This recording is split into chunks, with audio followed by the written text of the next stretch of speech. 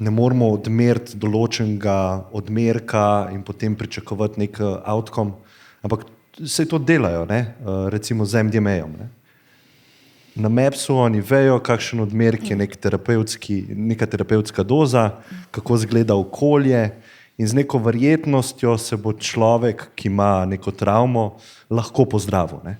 Kako gledaš na to, recimo, na ta ograjen znanstveni pristop? Ne? Ja, na MAPS-u to delajo predvsem tudi zato, ker imajo zelo jasno agendo že kar nekaj let, kako spraviti psihedelike v neko mainstream, kako legalizirati v bistvu psihedelike za zdravljenje. Ne? In oni so se tega lotili na način, na znanstven način, ker znanost je pač jezik, ki ga govorimo. Ne? In samo, če ti znanstveno zadevo dokažeš, empirično ponovljivost, potem bo bojo rekli, ok, kljukca gre to skozi. Ampak MDMA je nekaj čist drugega, ali pa LSD recimo, to so zdaj sintetične stvari. Ti tam lahko narediš v laboratoriju točno substanco, odmeriš dozo, kilogram telesne teže, bla, bla, daš in čao. Ker je kaj molekula, ki je standardizirana. Ja, ki je standardizirana in tudi je nekako so bolj neke snovi, ki bolj pašejo v sodoben kontekst, vseeno. Tudi v terapevtski. Sicer so tudi terapevtski kontekst zdravljenja s psihedeliki zdaj kar prilagodili, tudi z MDMA-jem recimo, to, da sta dva terapevta, da človek leži, se pravi, ni ta klasičen terapevtski setting, ampak je bolj setting te neke psihedelične psihoterapije že odprej, neko tako bolj domače, prijetno okolje, ne klinično in tako. Ampak to je ena veja. Pa imaš recimo ketaminske klinike, ki so zdaj že vse povsod po svetu, ki so zelo tako, ja pa ne. Ketamin je substanca, ki se je izkazala, kot ima nek potencial za zdravljenje depresije, anksioznosti, ampak je tudi zelo pomembno, na kakšen način se aplicira.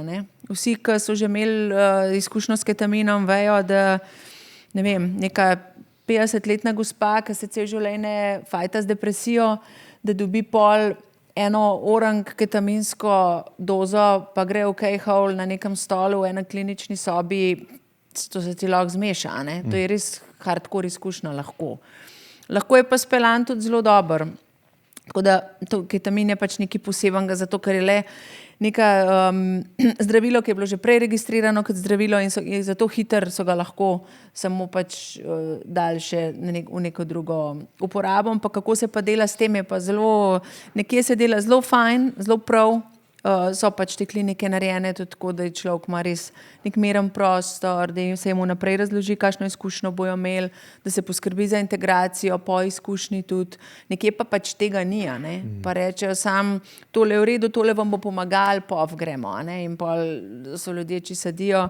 Tako da tle govorimo tudi o tej izkušnji odprej, Meni se zdi izredno pomembno, da ljudje, ki zdravijo ljudi ali pa raziskujejo neki, imajo tudi sami to izkušnjo. Vem, da v znanosti je tako, kot si rekel, pač lahko to malo dvorezno, ka pol objektivnost zgubiš, če imaš svojo izkušnjo, ampak ne vem, jaz mislim to, kar pač tudi vedno povem. Jaz mislim, da vsi psihiatri, ki delajo z ljudmi, ki doživljajo psihoze, ki doživljajo ekstremna stanja, bi absolutno mogli imeti eno hardcore psihodelično izkušnjo tudi sami, zato da bi vsaj približno razumeli, čez kaj tisti ljudje grejo.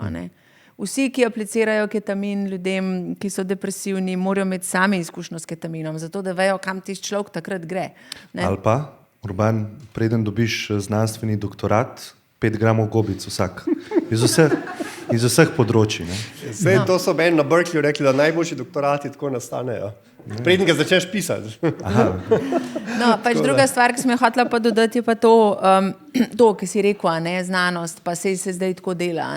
S temi substancami se dejansko to tako dela, ampak z rastlinami recimo, ayahuasca, peyote, meskalin, gobe, tukaj pa ti ne moreš v neke prakse ali pa neke prakse zdravljenja, ki je res, ki obstaja že zelo, zelo dolg časa, v nekem kontekstu staroselskem, s tradicijo. Ne moreš tega postaviti v klinično okolje, je nemogoče. In kar se zdaj dogaja veliko v svetu, je to, da se zelo vzpodbuja klasične raziskave s psihedeliki, pač Amerika je že tik pred tem, da MDMA registrira za zdravljenje PTSD-ja, hvala Bogu, da je to tako, ampak po drugi strani se pa vedno bolj preganja obredne prakse. Ligzanč so govorili na te organizacije ICRS, oni so full fine, španska organizacija so, oni se ogromno ukvarjajo tudi z pravnimi zadevami, ki se tičejo zdravilnih rastlin, da je blazno porastel Casey na sodišču glede ayahuaske in ostalih rastlin pač, in kaktusa, kokinih listov, blazno je to porastlo. Ne? Tako da zmeri bolj se to preganja in ugotavljajo, da grejo trendi res v to smer, da se te indigenous prakse začenjajo vedno bolj preganjati, znanostjo podkrepljene psihadelične prakse se pa zmeri bolj nekako uveljavljajo. Ne? Ja, kaj nam je to preveč tuje, ne spoštujemo tega načina, ki je malo drugačen od našega. Ne? Ja, mislim, zagotovo ga ne razumemo, težko zbašemo to v nek ta naš materialističen svet, oziroma absolutno nemogoče je to stlačiti v neko to naše razumevanje, materialistično razumevanje sveta, kako te stvari delujejo, zakaj je obred pomemben, zakaj je ravno tak kontekst, kjer se te stvari uporabljajo, toliko pomembno. Ne? Pa mislim, da so to še neki te ostanki inkvizicije, lova na čarovnice in vseh teh stvari, pač strah nas je tega, nepoznanega, ker to so zelo nepoznana področja.